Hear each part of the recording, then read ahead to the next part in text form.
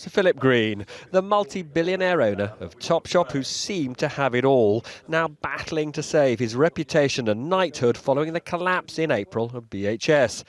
The famous high street name he bought for £200 million in 2000 and sold for £1 last year. That's the hot seat, is it? That's the hot seat. Great. You owned BHS for 15 years.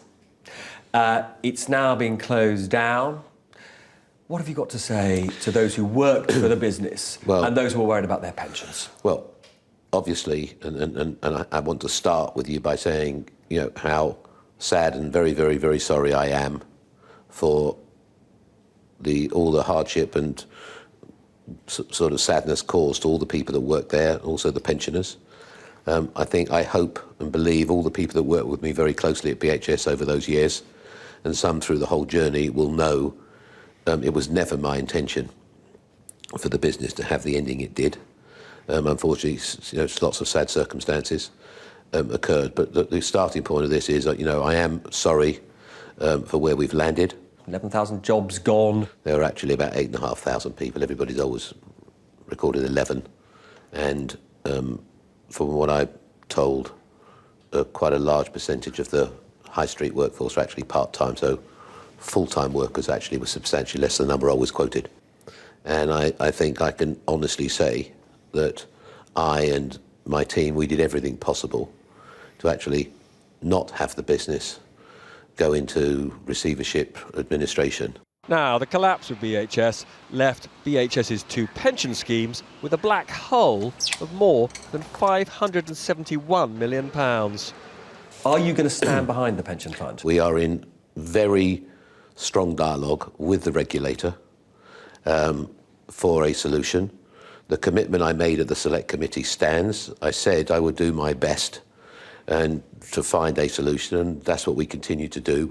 And I am hopeful that we've got some light in the tunnel to a solution. Would the plan be for you ultimately to stand behind the pension fund rather than it falling into the pension protection fund, which is the official rescue? Right. If we arrive at the place where we hope to arrive, there will be no requirement for the PPF. For the pension protection fund to provide any money? Correct. And I know you don't want to put a precise number on the support that you would give. Well, I can't. But presumably we're talking about hundreds of millions of pounds, aren't we? I can't get into a conversation. You can't even say hundreds of millions of pounds. I can't can't get into a conversation with you about any of the detail. Really? But that's not a detail. That's the ballpark, isn't it? Robert. Okay. The answer is it will take what it takes to resolve it. Yeah. Okay, we are in that discussion. But the fundamental point is your plan is to rescue the fund and it not to be looked after by the pension protection fund. Yes. And do you have any sense of how long it's likely to take to bring that to fruition? Because it's been quite a long time and pensioners are anxious. Well, it has and it hasn't. Right? If we actually go how long it's been, right, it's actually only been maybe 3 months. Right? It seems like that, 3 or 4 months. Well, April was when the business went bust, wasn't it? Yeah, but at that point we were not engaged in this. A little bit after that, there were many conversations previously going on. The misery of dealing with this on a daily basis is not fun. Can't run our business. You have got the money to do it. The reason you haven't fixed it is not because you haven't got the money. I hope not. Right. What I'd rather say is this: there has been no conversation with anybody involved in this who doesn't believe that the funding will be made available, right, to fix it. So it's not about funds. It's not about funds available. Absolutely not. No. Ah, yes, the funds, the wealth, whose most conspicuous manifestation is his lavish, huge yacht. And, in the old days, a bit of swanking around in fancy dress with some famous faces. Now, not his friend is Frank Field, chairman of the Work and Pensions Committee, who's particularly exercised that Green's family pocketed tax-free dividends from BHS of £307 million between 2002 and 2005. Frank Field accused you of plundering BHS, and it is true that your family benefited to the tune of more than £300 million from dividends out of BHS. He's right, isn't he? In terms of factually, did dividends get paid out of BHS? Yes, they did. They got paid out of retained earnings, right? The company, I believe, in those years paid 170, 180 million pound in corporation tax. It wasn't from borrowed money. It was money the company actually made. It made several hundred million. But Frank Field never wants to deal with the facts. And even when my executives were there trying to explain the numbers to various of his parliamentary colleagues, nobody wanted to listen. We invited them to our office. They've never bothered to come for a meeting. But to put this record 100% straight, after the last dividend was paid, we invested £350 million in capital expenditure in the business. We then lent the business, unsecured, with no interest, a further 256 million. So that gets us to 600. And then, plus or minus, we gave Raoul, the purchaser, the buyer of BHS, yeah. We gave Raoul, in terms of asset and cash, a short 200 million. So I think, I don't know how good your maths was at school, Robert. So I can add that. Took out 300, put in 800, right? So basically, we supported this business over all those years. So just to be absolutely clear, your own conscience is completely clear on this. You took a dividend from a business that was successful at the time. How do you yourself, because obviously you've had to think about this, explain then why BHS turned from a successful business to a more struggling business? I mean, sort of the short version was, I mean, and not making any excuses, BHS historically had, long before my time, before I bought it, had a lot of leases that were signed many years back, expensive. The sort of the whole pricing in that middle market became much more aggressive. The online revolution started, and principally, maybe there's obviously things we may or may not have done wrong. BHS went bust a year after Philip Green sold it to former bankrupt Dominic Chappelle. Did Green run away from a business he knew was failing? Why did you decide to sell at the time you did? I think, we put a lot of money into it. The marketplace is very, very, very competitive.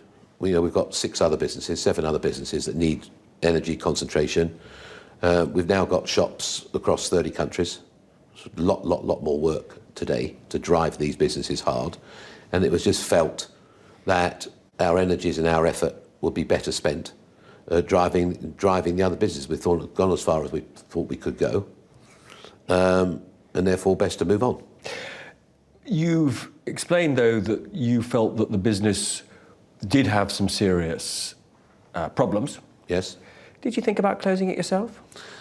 I mean, the answer is, I felt if we could avoid doing that, that's what I wanted to do.